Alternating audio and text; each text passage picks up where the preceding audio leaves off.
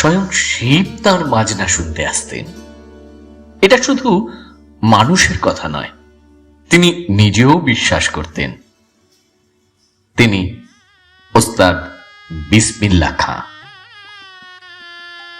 কাশী শুধু একটা শহর নয়, একটা অনুভূতি।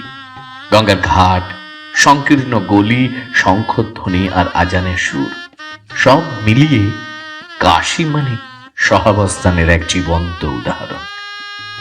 এই কাশীর হৃদয়ে যেমন আছে বিশ্বনাথ মন্দির, তেমনি কাশীর সুরে মিশে আছেন ওস্তাদ বিসমিল্লাহ খাঁ।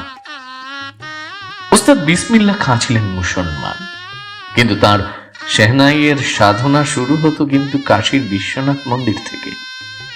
তিনি নিজেও বহুবার বলেছেন, বিশ্বনাথের আশীর্বাদ ছাড়া আমার সেহনাই বাজে না।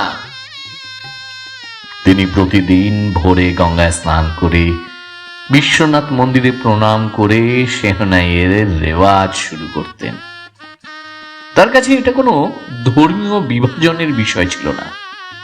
কাশী, গঙ্গা, বিশ্বনাথ এসব ছিল তার অস্তিত্বের অঙ্গ। অনেকে তাকে বিদেশে স্থায়ী হওয়ার প্রস্তাব দিয়েছিলেন, কিন্তু তিনি যাননি।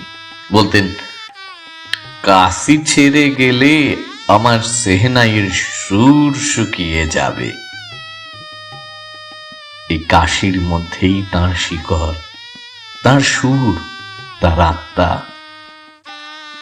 বিশ্বনাথ মন্দির আর ওস্তাদ বিসমিল্লাহ খানের সম্পর্ক আমাদের শেখায়, ধর্ম আলাদা হতে পারে, কিন্তু সংস্কৃতিকে ভাগ করা যায় না।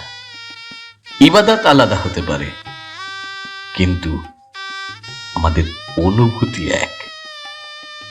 সঙ্গীত কোনো ধর্ম মানে না, সে মানুষের হৃদয়ের ভাষা বোঝে।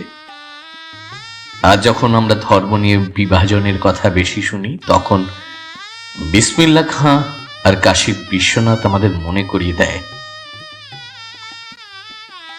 ভারতের আসল শক্তি এই মিলনে, এই সম্মানে, এই সহাবস্থানে।